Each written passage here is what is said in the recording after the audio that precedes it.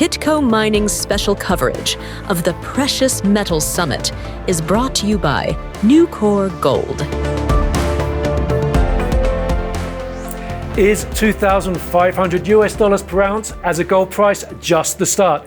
I am Paul Harris at the 2024 Precious Metals Summit in Beaver Creek, Colorado. And joining me today to answer that question is Ronald-Peter Stoeferle, Managing Partner at Incrementum. Ronnie, welcome back to Kitco. Hi, Paul. We're going to do that in English or in German? This time in English. I promise sometime we'll do it in German. You'll have to bear with me for that. And before we get into it, if you like what you see, don't forget to hit that subscribe button. Now, Incrementum publishes the In Gold We Trust report. I was going to say it's becoming a world famous In Gold We Trust report. Let's position you as one of the leading gold research producers of text. Being in the spotlight this way, has it enabled you to cast your net of sources and viewpoints much wider to generate the information that feeds into the report? Absolutely. I mean, we're now a team of 20 people working on the report. We're already working on the 2025 report. And thank God we've been pretty accurate in our previous In Gold We Trust reports with our forecast, with our analysis. So therefore, you know, we're having contributors, data contributors, writers all over the globe, and this really gives us a very broad perspective on the gold market. Now, you've got a copy here, and it's quite a weighty tome. It's, a couple hundred pages now. Yeah. All the data you need for gold is in this book. Now, you presented this morning, gold is at $2,500 per ounce, a record level, but you said in your presentation that it is still undervalued. Why is that? Well, I think, first of all, we haven't taken out the inflation-adjusted all-time highs yet, which is roughly at $2,600 calculated with the official CPI numbers. Second thing is, I would say those big bull markets, those big trends, usually don't end at the inflation-adjusted all-time highs. They carry much further. And then I would say, from an anecdotal evidence point of view, whenever I do keynotes and say gold is cheap, people just shook their heads and cannot believe what I'm saying, because actually most people are considering selling their gold at the moment. Nobody is really considering, at least in the Western world, considering buying more gold. So I think what we're seeing in the price picture is gold is really climbing upwards without big retracements, without big pullbacks. So it's telling me that there's lots of market participants on the sidelines. They haven't participated in the gold party yet. They want to participate. So they are buying actually every dip. Now, coming back to your question, why gold is actually cheap, I think first of all, it's hard to value gold. You cannot make a DCF valuation, whatever. But we came up with our own proprietary gold price model that we introduced in the In Gold We Trust Report 2020. And back then we said at the end of this decade, $4,800 is our target price. And I can tell you we're right on track. So therefore, I would say, really to simplify, where are we in the gold price trend? I think we're somewhere halftime. So I think it's not a super contrarian investment. Of course, not anymore. It was in 2022 when the Wall Street Journal came out and said gold has lost its safe haven status. That was really like the peak of the pessimism. Now we're climbing this wall of worry. But we're definitely not in the euphoria stage. So I think this rally has legs, although I would say now we should take a breather over the next couple of weeks. I just want to repeat that. You said the probability weighted peak of $4,800 per ounce by the end of the decade. And that's, let's say, roughly double what the gold price is today. For a lot of people, you referred to this, a lot of people would find that quite an amazing growth trajectory for the gold price. Yeah, I mean, on the other hand, when we were sitting here 1 year ago, the price of gold was trading at roughly $1,800, $1,850. Now we're trading at $2,500. And I can tell you there's not too much excitement in the Western world. Gold is still being It's not really being regarded as something interesting. It's not, and I always said it's the competition of gold isn't equities, it's rather bonds. And I think that gold did pretty well compared to the bond market recently. But our longer term catalyst is probably that gold is really coming back as a neutral reserve asset into our monetary system. I think this is something that we described in this year's report, the new gold playbook, this enormous amount of physical demand coming from emerging markets, especially China, India, and the Mid East, but then also from central banks. First half of this year, 480 tons of purchases from central banks, all-time high. So I think this divergence between the Western world's view on the price of gold and emerging markets, this is really something interesting, and this is really why we didn't deep dive on this topic in this year's report. So I think I've got two pretty simple charts, but simplicity is the ultimate sophistication, as I think Leonardo da Vinci said. So we showed, for example, 2008, 2009. I think when Bear Stearns went down, the gold price for the very first time went above $1,000 US.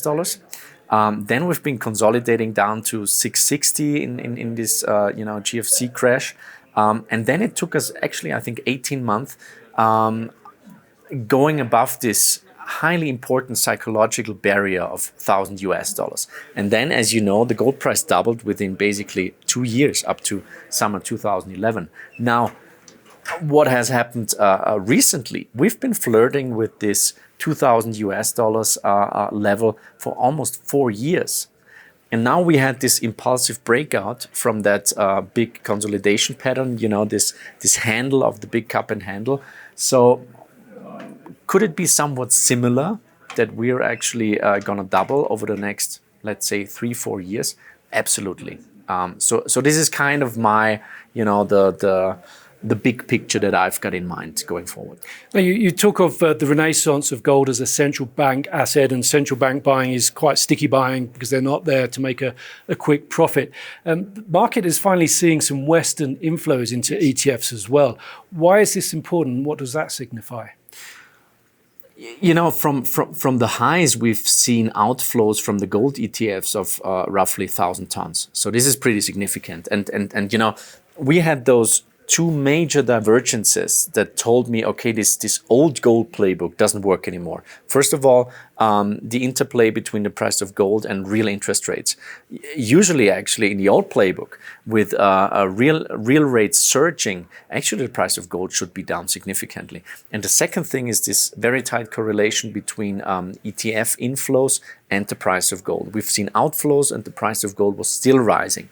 So I think that was very, very interesting, and that was telling me that the marginal buyer of gold isn't the Western financial investor anymore, but rather emerging market demand. Now, finally, I think we've seen 4 months in a row with somewhat modest inflows into the gold ETFs. So this is a sign, definitely. On the other hand, if I talk to gold dealers in Europe, for example, about the sales statistics, it's actually devastating. Yeah, -60%, -70%. So actually, it seems that European consumers just don't have the money. They actually need the cash, so they are selling their gold positions, locking in profits. So therefore, I would say that in the Western world, we're seeing some sort of stabilization, but we don't see the big gold mania yet in the Western world. Now, what could trigger that? I think, first of all, the next wave of inflation, but we're pretty far away from that at the moment. Just have a look at copper prices, iron ore. Have a look at oil prices. Brent is trading at 66 now. It seems we go to the 50s. Have a look at the gold-silver ratio. Silver is massively underperforming the price of gold. So this is actually screaming disinflation, even deflation, and recession. And I think that actually a recession could really be a driver for higher gold demand from the Western world. Gold is a brilliant recession hedge. We did lots of analysis on that topic.